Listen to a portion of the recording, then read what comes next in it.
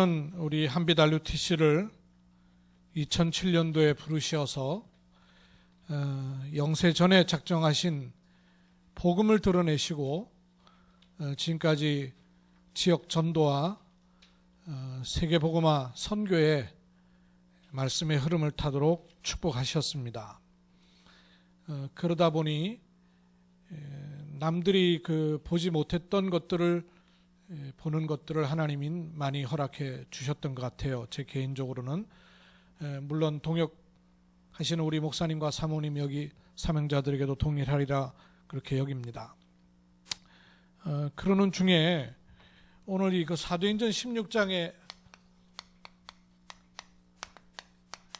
말씀이 전에는 그냥 방향을 아시아 쪽으로 가려고 했던 바울이 지금의 유럽 쪽으로 방향을 틀게 되는 전도의 전환점이 있었구나 로만 생각을 했는데 전도의 전환점이 아니라 방향이 바뀌었구나 라고만 생각을 했는데, 그리고 유 목사님은 늘 말씀하실 때 전환점이라는 얘기를 자주 하셨었거든요. 그런데 제가 1월 달부터 우리 지역의 다민족 전도학교나 또 우리 대구 경북의 대경 다민족 전도학교에 제가 지도를 자꾸 그렸어요. 바울이 선교했던 제가 관심이 자꾸 가더라고요. 그래서 그거를 지명을 따라서 지도를 바울이 1차, 2차, 3차 선교 여정을 지도를 따라서 이렇게 포인트를 찍으면서 따라가 봤거든요. 그러고 왔더니 제가 밤에 꿈을 꾸는데도 지도를 계속 그리고 있는 거예요. 그리고 자꾸 생각이 되고, 그러다 보니까 그 안에서 굉장히 많은, 제 나름대로는 굉장히 많은 게 이제 이래서 이랬구나 하는 것들이 이제 깨달아지고 정리되고 이런 것들이 있어 왔었어요. 그래서 최근에 좀 더 진척이 된 것이 있어서 다시 좀 지도를 그리면서 말씀을 좀 드리겠습니다. 이탈리아가 이렇게 있고 이렇게 삐져나와서 가 있고,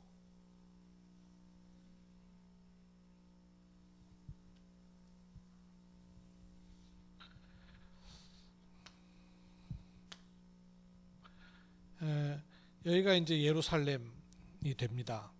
여기는 이제 아프리카로 나가는 시나이 반도고 여기는 아라비아 반도 이렇게 나오는 지도입니다. 여기가 예루살렘이고 이렇게 기역자로 꺾이는 이쪽 부분에 이제 안디옥이 있어요. 예루살렘이고요. 바울이 1차 선교여행을 갈 때 바울이 학자만에 조금씩 다릅니다만 한 37년경에 회심을 했다 하고요. 1차 선교여정이 44년이라 하는 학자들도 있고 어떤 학자는 45년에 49년을 얘기하는 사람도 있어요. 근데 이제 안디옥에서 바닷가 쪽으로 나와서 실루기아라 하는 곳으로 와서 배를 타고 섬으로 나오죠. 여기쯤 될 것 같아요. 구브로라는 섬에 이쪽 부분에는 살람이라는 곳이고 그 다음에 섬을 건너서 바보라는 곳에 오게 되죠. 그리고 이제 돌아서 여기 바보에서 바예수 귀신 들린 자를 치유하는 일도 나오죠. 그리고 버가라는 지역에 이르고 그 다음에 내륙 쪽으로 쭉 올라가다가 이 내륙 쪽에 올라가서도 역시 이 안디옥과 똑같은 안디옥이라는 지역인데 여기는 수리아 지역의 안디옥이라고 해서 수리아 안디옥이라고 그러고 여기는 비시디아 주의 안디옥이라고 해서 비시디아 안디옥이라 합니다. 요 안디옥에서 그 다음에 내려와서 이고니온, 루스드라, 더베 여기까지 이제 요 더베에서 다시 돌아서 이렇게 오게 되는 것이 1차 선교 여정이에요. 1차 선교 여정을 마치고 난 다음에 돌아와서 얼마 안 있다가 바로 출발하게 되는데요. 그래서 2차 선교 여정이 51년에서 53년 이렇게 얘기를 합니다. 요건 이제 우리 알다시피 13장에서 14장 정도 되죠. 사도행전. 그 다음에 1차, 2차 요거 나가는 사이에 이제 교회들에게 가서 그 선교했던 것을 보고하는 게 이제 15장이에요. 그래서 이제 16장에서부터 18장 22절까지가 이제 2차 선교 여정에 관한 기록이 나오는데요. 이렇게 돌고 난 다음에 바울과 바나바가 우리가 돌아봤던 것을 다시 돌아봐서 이들을 든든하게 서도록 하자 하고 이제 그 도는 중에 돌려고 하는데 바울과 바나바가 마가 요한의 문제로 이렇게 갈라서게 되지 않습니까? 그러면서 바나바가 먼저 요 코스를 따라서 다시 출발하게 되니까 바울은 반대 방향으로 이쪽으로 향하게 되죠. 그래서 간 곳이 요 길리기아의 자기 고향인 다소를 먼저 들어가게 돼요. 그리고 다소에서부터 더베, 루스드라, 이고니온, 그 다음에 이렇게 올라가게 됩니다. 이렇게 올라가게 되는 중에 그 성령이 사도행전 16장 요쯤에서 요 돌아봤던 곳 돌아본 얘기도 나오지만 성령이 아시아에서 말씀을 전하지 못하게 하시거늘 그랬는데 그 아시아라는 곳이 요 지역이 아시아주입니다. 로마의 아시아주예요. 우리 동쪽편에 있는 이런 아시아를 말하는 게 아니고 로마의 아시아주. 그러니까 여기를 전하지 못하게 하시거늘 그러면서 16장에 나오는 그 지명들이 있어요.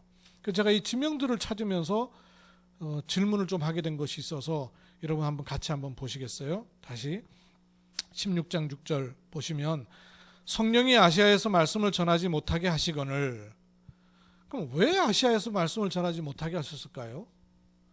기록이 안 돼서 잘 알 수는 없습니다만은 또 그 내용도 충분히 알 수는 없어요.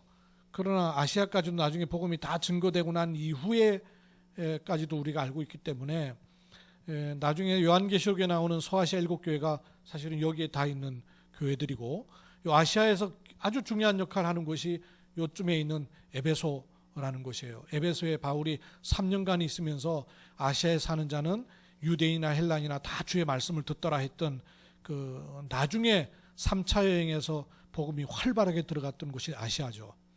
아마 그때의 시간표를 놓고 이때는 여기를 막으셨는지 모르겠어요. 근데 어쨌건 아시아로 말씀을 전하지 못하게 하시니까 바울팀이 어디로 들어가냐면 부르기아와 갈라디아 땅으로 다녀가. 그 다음에 무시아 앞에 이르러 그랬어요. 이 부르기아라는 곳이 요쯤 있는 곳이 부르기아예요. 이것도 주죠. 한 도시가 아니라. 부르기아와 갈라디아 땅이라는 곳은 요쪽이에요. 그러니까 여기 뭐 이고니온이라든지 루스드라라든지 더베라든지 있는 요 땅이 이제 요 땅이 갈라디아 땅이에요. 다소가 있는 것은 길리기아 다소라고 해서 길리기아 지역이고요. 그러니까 부르기아하고 갈라디아 땅을 지나가서 그 다음에 무시아라는 곳이 여기가 이제 무시아 주입니다. 그러니까 무시아를 아직 안 들어간 거죠. 부르기아와 갈라디아를 돌아서 무시아 앞에 이르러서 뭐 여기까지 갈라디아죠. 무시아 앞에 이르러서 바울이 그 다음에 가려고 한 지역이 어디냐면 비두니아라는 곳이에요. 요쯤에서 바울이 비두니아로 가기를 애쓰되 그랬어요. 근데 비두니아로 가기를 애쓰되 예수의 영이 허락하지 아니했다 그랬어요. 그래서 무시아를 지나서 간 여기가 드로아예요. 요 드로아에서 이제 배 타고 건너가 가지고 나중에 여기 사모드라가의 첫 성인 드라게의 첫 성인 사모드라게, 그 다음에 네아폴리, 그 다음에 내륙 쪽에 있는 빌립보. 제가 지도를 잘못 그리긴 했는데요. 이 빌립보가 있는 이 전체 성을 가리켜서 마게도냐라 하고요. 요 밑에가 이제 아가야라 하는데요. 요 빌립보, 그 다음에 데살로니가, 그 다음에 베레아, 그 다음에 아테네, 그 다음에 건너가서 여기 무역 항구인 고린도, 그 다음에 아주 가까운 겐그레아, 거기서 다시 에베소 쪽으로 오게 되면서 들어오게 되는 게 2차 선교 여행이에요. 근데 뭘 말하려고 하는 거 아니? 바울이 1차 선교 여행에서 무시아 앞에 이르러서 비두니아로 가고자 애를 썼다 그랬어요. 그럼 왜 바울은 비두니아로 가려고 애를 썼을까 하는 질문을 제가 하게 된 거예요. 전에는 그냥 이렇게 성령께서 이리로 오라 그래서 갔구나 라고만 생각했는데, 그리로 가기 전에 바울이 비두니아로 가고자 애를 썼다 그랬어요. 그러면 사전에 뭐가 있다는 얘기죠? 바울이 가고자 하는 지역이 있었다는 얘기죠. 그러면 왜 글로 가려고 했을까요? 사도행전 13장에 보내심을 받을 때 성령께서 우리를 보내도록 하시기 위해서 금식하며 기도하고 걸음을 인도받았어요. 그렇게 걸음을 인도받은 바울 일행이 비두니아로 가려고 할 때 그냥 사적인 노력으로 인간적인 방법으로 가려고 애를 쓴 것은 아닐 거 아니에요. 계속 성령 인도를 받아온 바울이. 그러면 바울에게 있어서 선교 여정을 비두니아로 가려고 애를 쓴 배경이 있을 거 아닌가 하는 생각을 하게 온 거예요. 왜 이 사람이 비두니아로 가려고 애를 썼을까? 전에는 그 생각은 안 하고 이 간 것만 생각을 했거든요. 왜 일로 가려고 했을까를 생각하다가 얼른 드는 생각이 있었어요. 그거는 예루살렘에 욕이 모였던 사도행전 2장 9절 11절의 생각이 나는 거예요. 예루살렘에 15나라 사람들이 모여들었잖아요. 그럼 요 사람들이 어디 사람들이었을까가 궁금해지더라고요. 그래서 2장 9절로 11절의 지역을 한번 찾아봤어요. 여러분이 찾아가지고 한번 불러줘 보세요. 그럼 제가 그거를 지도로 그려볼게요. 사도행전 2장 9절로 11절. 그냥 이거 그림 그리면 재미없는 것처럼 보이지만 제 나름대로는 굉장히 중요한 의미가 있구나 하는 걸 보게 됐습니다. 사도행전 2장 9절로 11절에 나오는 지명들, 우리가 흔히 15나라 사람들이라고 그러지 않습니까? 여기 한번 지명을 얘기를 해줘 보세요. 9절, 우리는 바데, 이 바데가 어디냐면 이쪽이에요. 그 예루살렘의 아주 동편이에요.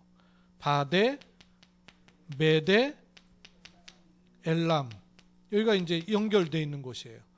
그리고 메소포타미아가 지금으로 말하면 이라크 있는 쪽, 여기가 이제 메소포타미아. 유다는 예루살렘에 있는 여기를 유다라 하죠. 유대라 하죠.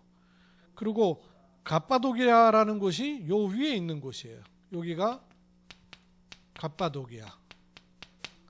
본도는 여기 있는 곳이 본도예요. 비두니아 옆에 본도 아시아는 여기고요.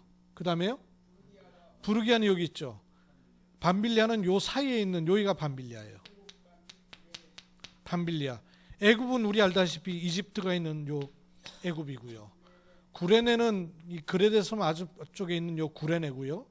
그 다음에 요쪽에 있는 구레네를 중심한 땅이 리비아예요. 그 다음에 요 로마가 나오고요. 그 다음에 그레데가 이 그레데 섬 여기죠. 그 다음에 아라비아가 요 아라비아 반도 있는 데가 아라비아예요. 그러면 여러분 제가 이 쓴 요 색깔이 좀 다르면 좋긴 하지만 요쪽 지역이에요. 지금 바울이 돌았던 거하고는 반대쪽이에요. 그럼 바울이 무시아에서 비두니아로 가고자 애썼다는 말 속에는 방향이 어디로 나옵니까? 요쪽 편이에요. 그러니까 사도행전 2장에 예루살렘에 와서 마가다락방에서 복음을 받았던 사람들이 돌아가 살고 있는 그 지역으로 들어갈 생각을 했을 수 있겠다는 얘기예요. 그도 그럴 것이 바울의 이 모든 일정에 함께했던 사람이 누구냐면 의사 누가 아니에요. 의사 누가가 사도행전 2장에 바울은 여기 없었던 사람이에요. 근데 의사 누가는 여기에 참여한 사람들의 지역을 다 기록을 해놓은 사람이에요. 그러면 그 바울이 하나님에게 쓰임받는 사람인 걸로 의사 누가가 보여졌을 때 사도행전 2장의 오순절날의 역사에 대해서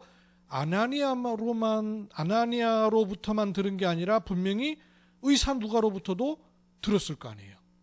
기록을 한 사람이니까. 제가 이 지도를 그리려고 생각을 했던 이유가 인도네시아 가면서 인도네시아 이전에 그 러시아 순회하면서 지역을 이렇게 가면서 제가 본 것들이 있었거든요. 이게 전도자들이 가는 지역이 그냥 지역이 아니구나 하는 생각을 했었어요. 근데 이번에 인도네시아 가가지고 그걸 또 느낀 거예요. 인도네시아 갔을 때 그냥 열리는 게 아니라 하나님이 전도자들의 걸음과 관계 있는 곳에 문을 여시는구나 하는 것을 제가 봤거든요. 그래서 이 바울의 선교의 지역을 염두에 두고 생각을 하다 보니까 저번에 다민족에 살 때는 1차, 2차, 3차 선교 여정에 관한 그림만 그렸거든요. 그리고 다시 생각하니까 바울이 왜 이쪽으로 가려고 자꾸 애를 썼다는 말은 그림이 분명히 있었다는 얘기예요. 그런 것이 하나님의 계획이라고 생각을 했다는 거예요. 그런데 문은 닫히는 거예요. 근데 닫히는 곳이 아시아고 그 다음에 본인이 가려고 했던 곳은 이곳이에요. 근데 이곳이 닫히고 하나님이 여신 문은 이쪽이었습니다. 그러면 바울이 아시아를 왜 닫고 비두니아로 가려고 애를 썼던 것을 왜 막으셨는가를 당신은 몰랐지만 요 걸음을 걷고 난 이후에는 아하, 이래서 그쪽을 닫으셨구나 하는 것이 깨달아졌을 거 아니에요. 그죠? 그게 깨달아졌을 거란 말이에요. 이래서 그걸 하나님 닫으셨구나. 오늘 제가 제목을 그래서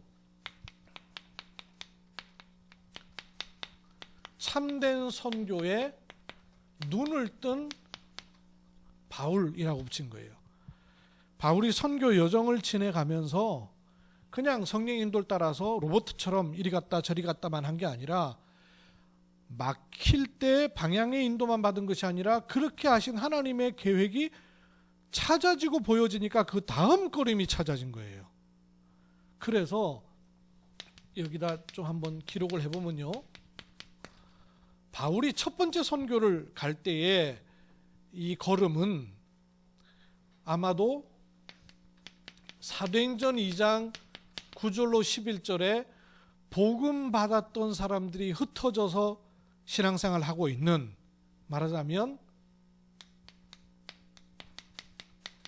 이 디아스포라 유대인, 여기서 복음 받은 사람들이 디아스포라 유대인 아니에요. 그죠? 우리 식으로 지금 얘기하면 흩어진 자들이죠. 요 사람들이 복음을 받고 돌아간 그 지역에 그 사람들이 있는 곳으로 찾아서 들어가려고 했던 것 같아요. 그래서 부르기아라든지 밤빌리아 지역이라든지 이런 지역으로 들어가고 그 다음에 아시아로 들어가려고 했던 거죠. 그 지역에 대해서 다 들었으니까. 그런데 아시아로 문이 막히니까 그럼 아시아를 못 가면 비두니아로 가야 되겠다고 생각을 했던 것 같아요. 그리고 비두니아에 그 왜 역사에 유명한 비잔틴이라는 도시도 있어요. 크고 중요한 도시 아니에요? 흑해고요. 요쯤에 비잔틴이 있어요. 비두니아 본도 찾아서 이렇게 들어가면 이렇게 동쪽으로 한 바퀴를 도는 여정이 나오는 거죠. 그렇게 하려고 했던 것 아닌가 하는 생각을 하게 된 거예요. 그래서 이게 바울의 첫 선교였던 것 같은데, 이 선교의 여정에서 이제 사도행전 16장에서 하나님이 문을 막으시면서 이쪽으로 돌지 않고 이쪽으로 가면서 봤던 게 뭐였습니까? 결국은 사도행전 13장에서 14장의 바울 현장하고요, 16장에서 18장의 현장하고 아주 중요한 차이가 있는 게 있습니다. 15장도 역시 이방인에게로 복음이 들어가고 유대인의 회당으로 들어갔던 것이 맞아요. 유대인의 회당으로 들어가서 복음의 말씀을 전할 때 두 반응이 나오고 그 다음에 이방인에게도 문이 열리고 했던 거는 둘 다 똑같아요. 근데 16장에서 15장은 앞에 1차에서 나오지 않는 아주 분명한 게 나오는 게 있더라고요. 그게 뭐냐 하면 한 지역을 담당할 만한 지역 제자, 지금 우리로 말할 것 같으면 절대 제자, 요 제자가 찾아지는. 그래서 16장에 루디아, 17장에 야손 데살로니가, 빌립보의 야손 데살로니가의 빌립보의 루디아, 데살로니가의 야손, 고린도의 브리스가 부부라는 이렇게 절대 제자 명단이 나와요. 13장에서부터 14장까지 1차 선교 여정에서는 절대 제자 이름이 안 나와요. 그냥 지역만 나오고 이방인에게 복음이 많이 증거돼서 제자들이 일어났다는 말씀은 나와요. 근데 제자 이름이 나오질 않아요. 근데 16장에부터 가면 제자 이름이 나와요. 그 지역을 완전히 담당할 만한 제자가 나오는 거예요. 그래서 15장에 로마서 15장에 보면 바울이 고백하기를요. 이건 좀 이따가요. 요 지역 제자가 나오고 그 다음에 셋째 선교에서 본 것이 이 지역 제자가 세워지고 나면 이방인에게 그냥 들어가는 게 아니라 실제로 이방의 열매가 나온다는 걸 확인했더라고요. 요 그림이 정해졌어요. 물론 1차, 2차, 3차 선교여정에 전부 이방인에게 그 복음이 전해졌어요. 그리고 제자도 나왔고요. 그런데 3차 여행까지 돌면서는 아주 확연해진 게 요 부분이었더라고요. 바울이 우리 알다시피 사도행전 9장 15절에 1000명을 받지 않습니까? 이방을 위해 택한 나의 그릇이라는 1000명을 받아요. 그러니까 처음부터 이방인에게 하나님이 복음을 전하게 하려고 나를 부르셨구나라는 것은 분명합니다. 그런데 그것만이 아니라 이제 실제로 이렇게 도는 가운데 일어났던 것들이에요. 13장이면 1차 행이죠. 13장 우리 여러분 잘 아는 48절 있죠. 13장 48절에 이 뭡니까?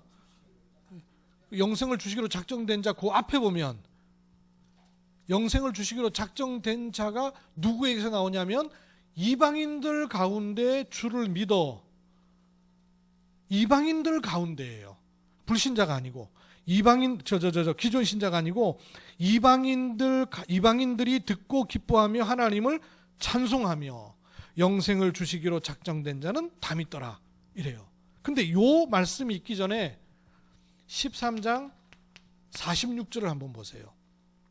13장 46절에 자기의 1000명을 이래서 하나님이 나에게 이 1000명을 주셨구나라는 고백이 나올 만한 그 것들이 있습니다. 13장 46절 한번 보십시다. 13장 46절 바울과 바나바가 담대히 말하 이르되 하나님 말씀을 마땅히 먼저 너희에게 전할 것이로되 너희가 그것을 버리고 영생을 얻기에 합당하지 않은 자로 자처하기로 우리가 이방인에게로 향하노라. 그러니까 1차 선교 여행을 하면서 유대인과 회당 중심으로 들어갔으나 목적이 그게 하나님의 목적은 그게 아니었고 이건 단순한 문이었구나라는 것을 확인을 한 거예요. 너희들에게 먼저 복음을 전하는 게 마땅하지만 하나님께서는 우리에게 이방으로 향하라고 하시는구나 라고 벌써 1차 때부터 확인을 합니다. 그러다가 돌아와가지고 15장에서 교회에서 보고한 내용의 아주 중요한 주제가 뭐냐면 왜 이방인한테 세례를 주느냐 이 문제예요.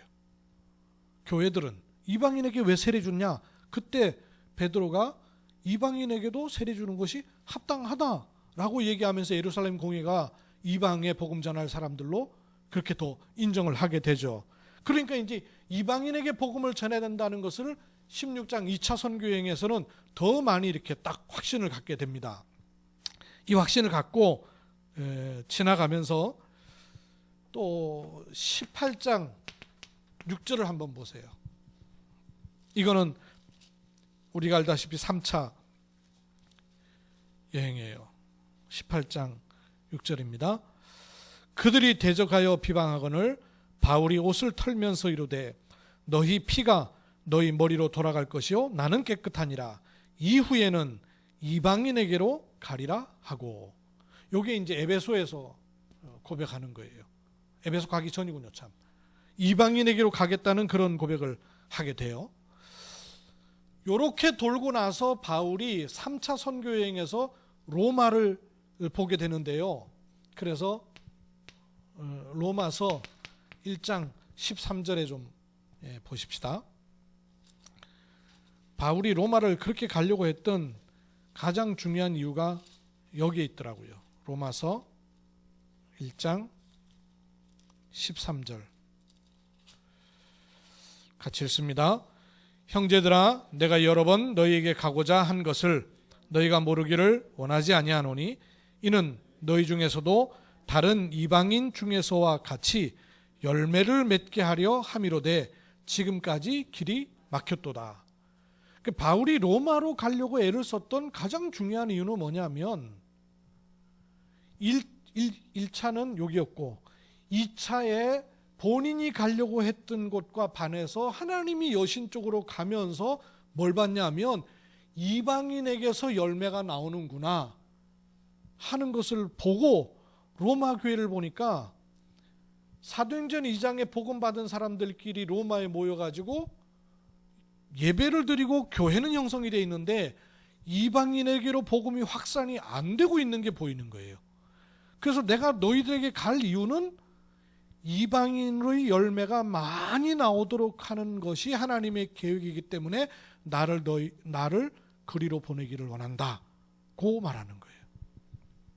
또 로마서 15장에 여러분 제가 그론을 가지고 여러분 조금 관심이 가시면 로마서를 이방인이란 눈을 가지고 다시 한번 보세요. 보이는 게 많았어요. 로마서 15장 16 로마서 15장은 우리가 알다시피 마지막 16장에 로마 복음화의 명단들이 나오기 바로 앞에 있는 장입니다. 9절부터 보시죠. 9절. 이방인들도 그 긍휼하심으로 말미암아 하나님께 영광을 돌리게 하려 하심이라. 기록된 바 내가 열방 중에서 주께 감사하고 주의 이름을 찬송하리로다 함과 같으니라. 이방인들이 하나님께 영광을 돌리게 한다는 거예요. 그 다음에 15절입니다. 16절. 이 은혜는 곧 나로 이방인을 위하여 그리스도 예수의 일꾼이 되어 하나님의 복음의 제사장 직분을 하게 하사 이방인을 제물로 드리는 것이 성령 안에서 거룩하게 되어 받으실 만하게 하려 하심이라. 그러므로 내가 그리스도 예수 안에서 하나님의 일에 대하여 자랑하는 것이 있거니와 그리스도께서 이방인들을 순종하게 하기 위하여 나를 통하여 역사하신 것 외에는 내가 감히 말하지 아니하노라. 이 일은 말과 행위로 표적과 기사의 능력으로 성령의 능력으로 이루어졌으며 그리하여 내가 예루살렘으로부터 두루 행하여 일루리곤까지 그리스도의 복음을 편만하게 전하였노라. 예루살렘에서부터 일루리곤이라는 곳은 여기입니다. 일루리곤까지 그리스도의 복음을 편만하게 전했는데 그리스도의 복음이 편만하게 전해지는 핵심에 누구 있냐면 이방인이 있다는 거예요. 그래서 저기 뭐예요? 20절 보세요. 또 내가 그리스도의 이름을 부르는 곳에는 복음을 전하지 않기를 힘썼노니. 이 부분 같아요. 하나님께서 비두니아로 가는 길을 막으시고 내게 이쪽으로 문을 여셔서 보게 하신 것이 이쪽으로 갔더라면 못 볼 것이 있기 때문에 이쪽으로 부르셨구나. 이쪽은 이미 그리스도 이름을 부르고 있는 사람들이 들어가 있는 지역이란 말이에요. 사도행전 2장에 와서 복음 받은 사람들이 각 지역에 있는 사람들. 그러니까 그리스도 이름을 이미 부르고 있는 지역이란 말이에요. 그리스도 이름을 부르고 있는 지역은 됐다는 거예요. 그리스도 이름을 부르고 있는 지역이 아닌 그리스도 이름을 그 지역에서 그리스도 이름을 부르는 사람이 한 번도 연결된 적이 없었던 그 지역으로 하나님이 나를 인도하시는구나라고 믿어진 거예요. 그래서 마음에 결단하기를 단순히 그냥 기존 신자한테 복음 안 전한다 이런 차원이 아니라 한 사람 제자가 세워져 버리면 복음화는 끝났다고 믿기 때문에 이미 그리스도 이름 부르는 사람이 있는 지역에는 안 들어가도 상관이 없다는 고백이 나오는 거예요. 그러면 그렇지 않은 지역에 한 사람 찾아서 한 지역에 한 사람만 세워버리면 하나님이 그 사람을 통해서 또 역사하고 그 사람을 통해서, 그 사람은 절대제자죠. 절대제자를 통해서 이방의 열매가 나오는구나 하는 눈을 여는 거예요. 그 눈을 열고 나니까 로마가 아직 그 눈을 못 열고 있는 거죠. 그래서 로마도 하나님께서 이쪽을 보는 것이 아니라 저쪽을 보도록 하려고 나를 보내시지 않겠나 하는 그런 고백을 했던 것 같아요. 그렇게 제가 정리를 더 했거든요. 저번에도 말씀을 좀 드렸던 부분인데요. 그렇게 하고 이 부분이 신 목사님 저희가 지금 기도하고 있는 러시아와 몽골을 순회하고 있는 강성 교사님도 똑같고요. 신 목사님도 딱 요 흐름이에요. 왜냐하면 다민족 가운데 흩어졌던 디아스포라가 사도행전 2장처럼 국내에 들어와 가지고 복음을 딱 받았잖아요. 요 사람이 있는 지역을 찾아서 들어간 것처럼 보이지만 하나님은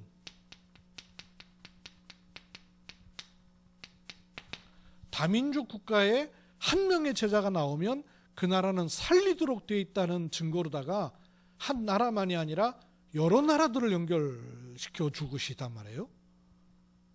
다민족 국가에 하나님 원하시는 절대제자가 찾아지는 거예요. 그러면 요 절대제자를 중심해가지고는 어떤 일이 나냐면 이방의 열매가 맺혀진다는 게 무슨 말이겠습니까? 그 지역에서 말씀 운동이 일어나는 것이죠. 다락방이란 말이 무슨 말입니까? 현장 말씀 운동이 일어나는 것이죠. 요 선교의 흐름인 거예요.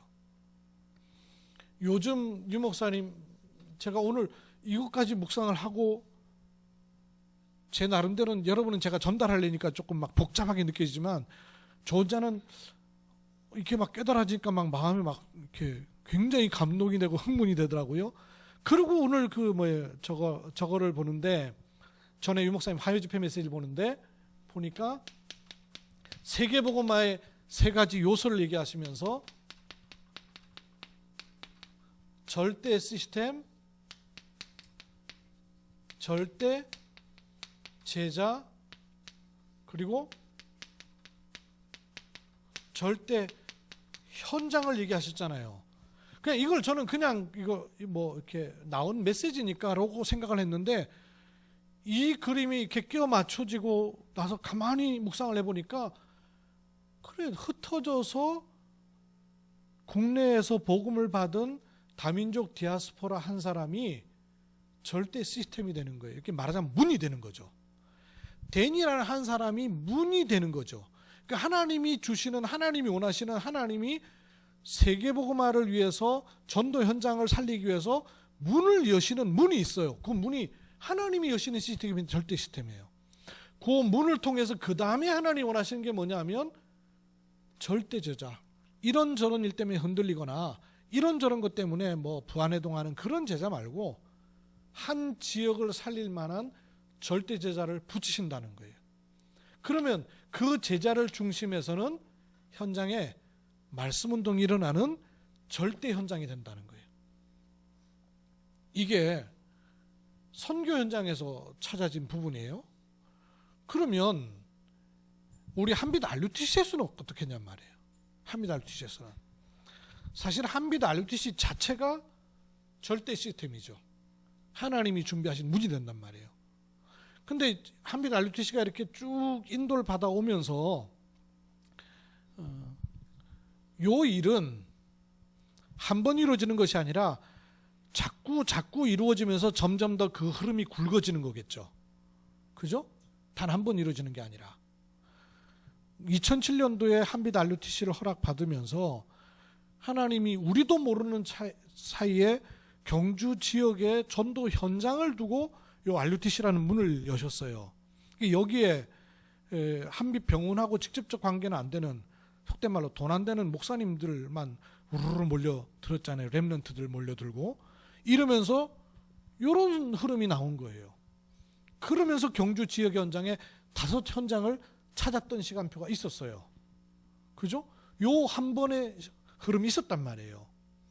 근데 그 다음에 우리가 뭐 생각하지 않았던 다른 흐름들이 막 생기면서 뭐 맞냐 틀리냐 이러나 저러나 하는 것들 때문에 어떤 의미에서 우리가 이렇게 초점을 제대로 잡아야 될 부분들을 못 잡았을 수가 있다 하는 생각이 드는 거예요. 하나님이 그 다음에 우리에게 원하시고 찾게 하시는, 물론 전체적인 흐름은 한빛 RUTC를 베이스로 해가지고 다민족 선교라는 쪽으로 완전히 우리가 방향을 맞추게 된 거는 틀림없는 사실이에요. 근데 문제는 그 안에 있는 우리 직원이라든지 한빛 RUTC가 이게 복음운동하는 곳이라고 뭐 본인들이 믿고 왔는지 아니면 이것도 저것도 할 게 없으니까 왔는지 어쨌든지 모여든 우리 그 한 20여 명 넘는 다락방의 제자들이 그 다음 것들을 못 보고 있는 상태란 말이에요. 그럼 왜 이걸 못 보고 있는 상태겠는가? 각각 개인의 여러 가지 문제도 있지만 어떤 의미에서는 하나님께서 우리에게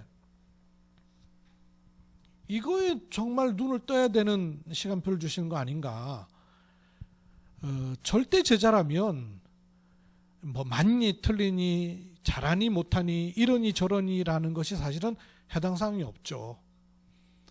그런 것을 놓고 하나님이 우리를 많이 다루실 수 있겠죠.